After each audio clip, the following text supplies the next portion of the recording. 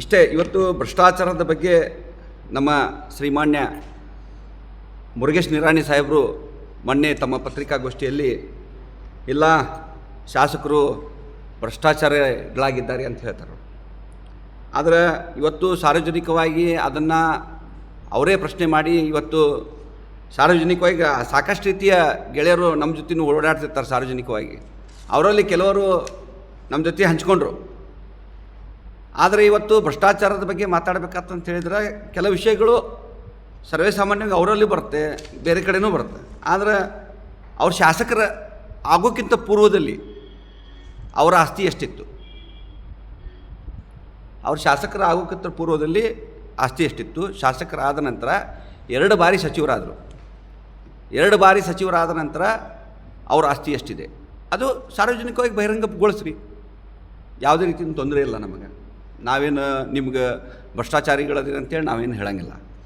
ಅದರ ಜೊತೆ ಯಾರೊಬ್ಬ ವ್ಯಕ್ತಿ ಬಗ್ಗೆ ಮಾತನಾಡುವಾಗ ಇವತ್ತು ಲಕ್ಷಗಟ್ಟಲೆ ಏನು ಲಕ್ಷಾಂತರ ಓಟುಗಳನ್ನು ಪಡೆದು ಇವತ್ತು ಅವ್ರು ಗೆದ್ದಿದ್ದಾರೆ ಅಂತ ಹೇಳಿದ್ರೆ, ಹಂಗಾದ್ರೆ ಸಾರ್ವಜನಿಕರು ಓಟ್ ಹಾಕಿದವರು ಅವ್ರನ್ನ ಭ್ರಷ್ಟಾಚಾರಿಗಳಂತೆ ಗುರುತಿಸಿ ಓಟ್ ಹಾಕಿದ್ದಾರೋ, ಒಳ್ಳೆಯ ವ್ಯಕ್ತಿಯಿಂದ ಅಂಥೇಳಿ ಗುರುತಿಸಿ ಓಟ್ ಹಾಕಿದ್ದಾರೋ? ಒಳ್ಳೆಯ ವ್ಯಕ್ತಿ ಅಂಥೇಳಿ ಓಟನ್ನು ಹಾಕಿ ತಮ್ಮ ಹಕ್ಕನ್ನು ಚಲಾಯಿಸುತ್ತಾರೆ. ಹಾಗಾದ್ರೆ ಆ ಓಟ್ ಹಾಕಿದಂಥ ವ್ಯಕ್ತಿಗಳಿಗೆ ತಾವು ಅಗೌರವವನ್ನು ಕೊಡ್ತಾ ಇದ್ದೀರಿ ಅಂತೇಳಿ ನನಗನ್ನಿಸ್ತಾ ಇದೆ. ಇವತ್ತು 2013ಕ್ಕಿಂತ ಪೂರ್ವದಲ್ಲಿ ಏನು ತಮ್ಮ ಫ್ಯಾಕ್ಟ್ರಿ ಮೇಲೆ ಎಸ್ಕಾಮ್ದವರು ರೇಡ್ ಹಾಕಿದರು. ರೇಡ್ ಹಾಕಿ ಇಲ್ಲ ಇಲ್ಲಿ ವಿದ್ಯುತ್ ಕಳ್ಳತನ ಆಗ್ತಾಯಿದೆ ಅಂಥೇಳಿ FIR ಮಾಡಿದರು. ಅದನ್ನು ತಾವೇ ನೋಡ್ಕೋಬೋದು. ಇಲ್ಲ SP ಅವ್ರಿಗೆ ಲೆಟ್ರ್ ಕೇಳ್ರಿ, ಅವರು ಅದ್ರ ಬಗ್ಗೆ ವಿಚಾರ ಮಾಡಬೇಕು. ಮೇಲಾಗಿ ಈ ಮೊನ್ನೆ ನಡೆದಂಥ MLA ಎಲೆಕ್ಷನ್ನಲ್ಲಿ ಅವರು ಮುಖಂಡರ ಗದ್ದನಕೆರೆ ಊರಾಗ ಬೆಳ್ಳಿ ತಟ್ಟೆಗಳನ್ನು, ಬೆಳ್ಳಿ ಹಣತೆಯನ್ನು, ಬೆಳ್ಳಿ ಸಾಮಾನುಗಳಂತೇಳಿ ಹಂಚಿದ್ದು, ಅದನ್ನು ಸಾರ್ವಜನಿಕವಾಗಿ ಹಿಡಿದು ಅದನ್ನು ಬಹಿರಂಗವಾಗಿಯೇ ಅದನ್ನು ಪ್ರದರ್ಶನ ಮಾಡಿ ಅವು ಕೂಡ ಏನೈತಲ್ಲ ಅದು ಡೂಪ್ಲಿಕೇಟ್ ಬೆಳ್ಳಿ ತಟ್ಟೆಗಳು, ಅವು ಬೆಳ್ಳಿ ತಟ್ಟೆಗಳಲ್ಲ, ಬೆಳ್ಳಿ ತಟ್ಟೆಗಳು. ಮತ್ತು ಹಂಗಾರೆ ಇದು ಭ್ರಷ್ಟಾಚಾರವಾದ ಅಲ್ಲ ಅಂತ ಅನಿಸ್ತೈತೆ ನನಗೆ ಮಟ್ಟಿಗೆ. ಮೇಲಾಗಿ ಇವತ್ತು ಒಂದು ಮಾತನ್ನು ಅವರು ನಿರಾಣಿ ಸಾಹೇಬರು ಡಾಕ್ಟರ್ BR ಅಂಬೇಡ್ಕರ್ ಅವ್ರ ಬಗ್ಗೆ ಇಲ್ಲ ಕಾಂಗ್ರೆಸ್ದವರು ಡಾಕ್ಟರ್ BR ಅಂಬೇಡ್ಕರ್ ಅವ್ರನ್ನ ಸೋಲಿಸಿದ್ರು ಅಂತ. ಇದೇ ಮಾತನ್ನು ಮೊನ್ನೆ ಸದನದಲ್ಲಿ ನಮ್ಮ ಶಾಸಕ ಬೆಲ್ಲದವರು ಪ್ರಶ್ನೆ ಮಾಡಿದರು. ಆ ಸಮಯದಲ್ಲಿ ನಮ್ಮ ಸಚಿವರಾದಂಥ ಪ್ರಿಯಾಂಕಾ ಖರ್ಗೆ ಅವರು ಅದನ್ನು ಎಕ್ಸ್ಪೆಕ್ಟ್ ಮಾಡಿಕೊಂಡು ಹಾಗಾದರೆ ನಾನು ಅದನ್ನು ಹೆಸರು ಯಾರು ಕೆಡವಿದ್ರು, ಯಾರು ಸೋಲಿಸಿದ್ರು ಅನ್ನೋಂಥ ಪತ್ರವನ್ನು ಡಾಕ್ಟರ್ BR ಅಂಬೇಡ್ಕರ್ ಅವರು ಬರೆದಂಥ ಕೈಲಿ ಬರೆದಂಥ ಪತ್ರವನ್ನು ನಾವು ಬಿಡುಗಡೆಗೊಳಿಸ್ತೀನಿ, ತಾವು ರಾಜೀನಾಮೆ ಕೊಡ್ತೀರಾ, ಅದನ್ನು ಎಕ್ಸ್ಪೆಕ್ಟ್ ಮಾಡ್ಕೊಂಡು ಚಾಲೆಂಜ್ ತೊಗೋತೀರಾ ಅಂತ ಹೇಳಿದ್ರೆ ನಾನು ಬಹಿರಂಗವಾಗಿ ನಿಮ್ಮ ಜೊತೆ ಬರ್ತೀನಿ, ನೀವು ರಾಜೀನಾಮೆ ಕೊಡ್ರಿ, ಆಗದೇ ಇದ್ದರೆ ನಾನು ಸಾಬೀತಾಗದೇ ಇದ್ದರೆ ನಾನು ರಾಜೀನಾಮೆ ಕೊಡ್ತೀವಿ ಅನ್ನೋ ರೀತಿಯೊಳಗೆ ಸದನದಾಗ ಚರ್ಚೆ ಮಾಡಿದರು. ಮತ್ತು ಅದನ್ನು ತಮ್ಮ ಬಹಿರಂಗವಾಗಿಯೇ ಆ ಕಾಗದ ಪತ್ರಗಳನ್ನು ಬಿಡುಗಡೆ ಮಾಡಿದರು. ಅದರೊಳಗೆ ಅಂಬೇಡ್ಕರ್ ಅವರು ಪತ್ರದಲ್ಲಿ ಬರೆದಂಥ ಹೇಳಿಕೆ ಏನೈತೆ ಅಂತ ಹೇಳಿದ್ರೆ, ನನ್ನ ಸೋಲಕ್ಕೆ ಕಾರಣ ಏನು ಸಾವರ್ಕರರೇ ನನಗೆ ಸೋಲ್ಸೋದಕ್ಕೆ ಕಾರಣ, ಅವರಿಂದನೇ ಸೋತೆ ಅನ್ನುವಂಥ ರೀತಿಯೊಳಗೆ ಅದರೊಳಗೆ ಲೇಖನದೊಳಗೆ ಕೈ ಬರ್ದಾರ.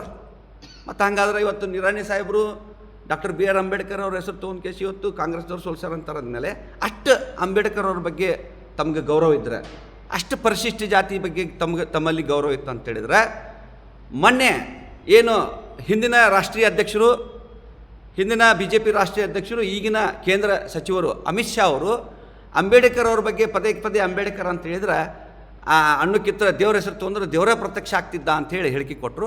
ಹಾಗಾದ್ರೆ ಅದು ತಪ್ಪೋ ಸರಿ ಅನ್ನೋದು ಸಮರ್ಥನೆ ಮಾಡ್ಕೊಂಡು ಬಹಿರಂಗವಾಗಿ ಹೇಳಿಕೆ ಕೊಡಲಿ, ಆವಾಗ ಏನು ಪರಿಶಿಷ್ಟ ಜಾತಿ ಜನಾಂಗದ ಬಗ್ಗೆ ಎಷ್ಟು ಗೌರವ ಇದೆ ಅನ್ನೋದು ಸಾಬೀತಾಗುತ್ತೆ. ಹೇಳಿ ಅವರು ಇವತ್ತು ಏನು ಭ್ರಷ್ಟಾಚಾರದ ಬಗ್ಗೆ ಮಾತಾಡುವಾಗ ಚುನಾವಣೆ ಸಂದರ್ಭದಲ್ಲಿ ಸಾರ್ವಜನಿಕರೇ ಆಯ್ಕೆ ಮಾಡಿ ಗ್ರಾಮದಲ್ಲಿ ಎಲ್ಲ ಜನರು ಕೂಡಿಕೇಸಿ ಅವ್ರನ್ನ ಆಯ್ಕೆ ಮಾಡಿ ಏನೈತಿಲ್ಲ ಸ್ವತಂತ್ರವಾಗಿ ಇವತ್ತು JT ಪಾಟೀಲ್ ಶಾಸಕರಂತ ಆಯ್ಕೆ ಆದಂಥವ್ರಿಗೆ, ರಾಮನಂತಿರುವಂಥ ಶಾಸಕರಿಗೆ ಇವತ್ತು ಭ್ರಷ್ಟಾಚಾರಿ ಎದ್ರಿ ನೀವು ಅಂತ ಹೇಳೋದು ನನಗೇನು ಅಷ್ಟು ಸರಿಯಾದಂಥ ವ್ಯವಸ್ಥೆ ಅಲ್ಲ. ಇವತ್ತು ತಾವು ನೋಡ್ಬೋದು, ಈ ಹಿಂದೂ ಏನು ಚುನಾವಣೆ ಸಂದರ್ಭದೊಳಗೆ ಅವರು ಶಾಸಕರು ಆ ಸಮಯದೊಳಗೆ ಏನು ಮಾಡಿದ್ರು ಅಂತ ಹೇಳಿದ್ರೆ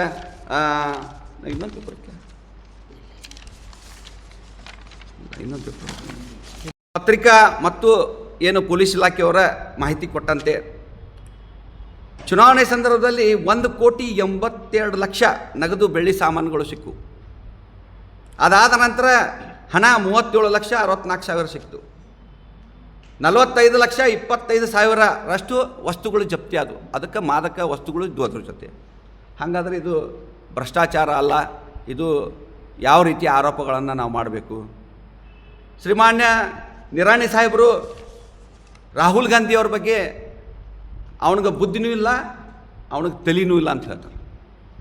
ಹಾಗಾದರೆ ಇವತ್ತು ಕೋಟ್ಯಾಂತರ ಜನ ಒಂದು ಕಡೆ ಬಿಹಾರದಲ್ಲಿ ಸೇರಿ ಓಟ್ ಕಳ್ಳತನ ಆಗ್ತಾಯಿದೆ, ನೀವು ಕುರ್ಚಿ ಖಾಲಿ ಮಾಡಿ ಕಳ್ಳತನ ಮಾಡದಂಥ ಓಟಿಂದ ಗೆದ್ದು ಬಂದಿದ್ದೀರಿ, ನೀವು ಕುರ್ಚಿ ಖಾಲಿ ಮಾಡ್ತಾಯಿದ್ರಿ ಅಂತ ಅಂದಾಗ ಹಾಗಾದ್ರೆ ಸಾವಿರಗಟ್ಟಲೆ ಲಕ್ಷಗಟ್ಟಲೆ ಜನ ಸೇರಿ ಇವತ್ತು ಅದನ್ನು ಖಂಡಿಸ್ತಾ ಇದ್ದಾರಲ್ಲ, ಹಾಗಾದ್ರೆ ಅವ್ರಿಗೆ ಎಲ್ಲರೂ ಹುಚ್ಚರು ಅಂತ ಅಂದಂಗೆ ಆತವ್ರು ಜನ. ಇವತ್ತು ಕನ್ಯಾಕುಮಾರಿಯಿಂದ ಕಾಶ್ಮೀರವ್ರಿಗೆ ಎಲ್ಲ ಬಡವರಿಗೆ ಭೇಟಿಯಾಗಿ, ಎಲ್ಲ ಕಾರ್ಮಿಕರಿಗೆ ಭೇಟಿಯಾಗಿ, ಆಟೋ ಚಾಲಕರಿಗೆ ಭೇಟಿಯಾಗಿ, ದೌರ್ಜನ್ಯವಾದಂಥ ಮಹಿಳೆಯರಿಗೆ ಭೇಟಿಯಾಗಿ, ಏನು ಫ್ಲಡ್ ಬಂದಂಥ ಸಂದರ್ಭದಲ್ಲಾಗಲಿ, ಭೂಕಂಪ ಆದಂಥ ಸಂದರ್ಭದಾಗಲಿ ಅನ್ಯಾಯಕ್ಕೆ ಒಳಗಾದಂಥ ಜನರಿಗೆ ರಾಹುಲ್ ಗಾಂಧಿಯವರು ಭೇಟಿಯಾಗಿ ಸಾಂತ್ವನ ಹೇಳ್ತಾ ಇದ್ದಾರಲ್ಲ, ಹಾಗಾದ್ರೆ ಅವ್ರಿಗೆ ತಲೆ ಕೆಟ್ಟಿದಂತ ಅಂತಾಯಿತು. ಹಾಗಾದ್ರೆ ತಲೆ ಶುದ್ಧ ಆಗಬೇಕಾಗಿತ್ತು ಅಂತ ಹೇಳಿದ್ರೆ ಏನು ಮಾಡಬೇಕು ಅದನ್ನು ಸಾಹೇಬರು ಹೇಳಿದ್ರೆ ಅದನ್ನು ಕೂಡ ನಾವು ಕಾಂಗ್ರೆಸ್ ಪಕ್ಷದವರು ಮಾಡೋಕ್ಕೆ ತಯಾರಿದ್ವಿ. ದಯಮಾಡಿ ಅವರಲ್ಲಿ ನಾವು ವಿನಂತಿ ಮಾಡ್ಕೋತೀನಿ, ಅವ್ರು ಹಿರಿಯರಾದಾರ, ಅವರು ಈ ಭ್ರಷ್ಟಾಚಾರದ ಬಗ್ಗೆ ಮಾತಾಡುವಾಗ ತಮ್ಮ ಕಡೆ ಒಂದು ಸ್ವಲ್ಪ ನೋಡ್ಕೊಂಡು ಮಾತಾಡಿದ್ರೆ ಭಾಳ ಸೂಕ್ತ. ಎಲ್ಲೆಲ್ಲಿ ಆಸ್ತಿ ಅದಾವೋ ಎಲ್ಲೆಲ್ಲಿಲ್ಲ ಅವನ್ನೆಲ್ಲ ಚರ್ಚೆ ಮಾಡ್ಕೊತ ಹೋರಾಟ ಹಾಕ್ಕೊಂಡ್ವಿ ಅಂತ ಹೇಳಿದ್ರೆ ಅದು ಗೌರವ ಅನ್ನೋದು ಏನೂ ಉಳಿಲಿಕ್ಕಿಲ್ಲ. ಅದಕ್ಕೆ ದಯಮಾಡಿ ನಾನು ಇವತ್ತು ಸೇರಿದಂಥ ಎಲ್ಲ ನನ್ನ ಪತ್ರಕರ್ತ ಬಂಧುಗಳಲ್ಲಿ ವಿನಂತಿ ಮಾಡ್ಕೋತೀನಿ, ನಿರಾಣಿ ಸಾಹೇಬರು ಅವ್ರು ಹೇಳಿದಂಥ ಮಾತನ್ನು ಹಿಂದೆ ತಗೋಬೇಕು. JT ಪಾಟೀಲ್ ಸಾಹೇಬರು ಸ್ವಚ್ಛ ಮನಸ್ಸಿನ ಶಾಸಕರು, ಭ್ರಷ್ಟ ಮುಕ್ತ ಶಾಸಕರು. ಅವ್ರು ಯಾವುದೇ ರೀತಿ ತಪ್ಪು ಮಾಡಿಲ್ಲ, ತಪ್ಪು ಮಾಡೋಕ್ಕೆ ಸಾಧ್ಯವೂ ಇಲ್ಲ. ಹಂಗೆ ಒಂದು ವೇಳೆ ಅವ್ರು ತಪ್ಪು ಮಾಡಿದ್ದಾತಂದ್ರೆ ನಾವು ಅದಕ್ಕೆ ಮುಖಂಡರು ಕೂಡ ನಾವು ಕಾರಣೀಭೂತರಾಗ್ತೀವಿ. ಆದರೆ ಇವತ್ತು ಸಾರ್ವಜನಿಕ ಕೆಲಸ ಮಾಡಿಲ್ಲ ಅಂತ ಹಂಗಾರೆ ದಿನ ಎದ್ದ ತಕ್ಷಣ ಗುದ್ಲಿ ಪೂಜೆ ಇಟ್ಕೋತಾರೆ, ಭೂಮಿ ಪೂಜೆ ಇಟ್ಕೋತಾರೆ, ಶಾಲೆ ಪೂಜೆ ಇಟ್ಕೋತಾರೆ, ಎಲ್ಲ ರೀತಿಯಿಂದ ಟಿಪಿಗಳನ್ನು ಸರ್ಕಾರದವರು ಬಿಡುಗಡೆ ಮಾಡ್ತಾಯಿದ್ದಾರೆ. ಹಂಗಾದ್ರೆ ಅದು ಆಡಳಿತ ಅಲ್ಲ ಅಂದಂಗೆ ಆಯ್ತದು, ಅದು ಆಡಳಿತ ಕೆಲಸ ಅಲ್ಲ ಅಂದಂಗೆ, ಸಾರ್ವಜನಿಕರ ಕೆಲಸ ಅಲ್ಲ ಅಂದಂಗೆ ಆಯ್ತು. ಮತ್ತು ಈಗ ನೀವು ಉಳ್ಕಿದ ವಿಷಯಗಳನ್ನು ನೀವು ಏನಾದರೂ ಚರ್ಚೆ ಮಾಡಿರಿ, ಆದರೆ ಇವತ್ತು ಅಂಬೇಡ್ಕರ್ ಅವ್ರ ಬಗ್ಗೆ ಸೋಲಿಸಿದ್ರಿ ಅಂತ ಹೇಳ್ತೀರಿ.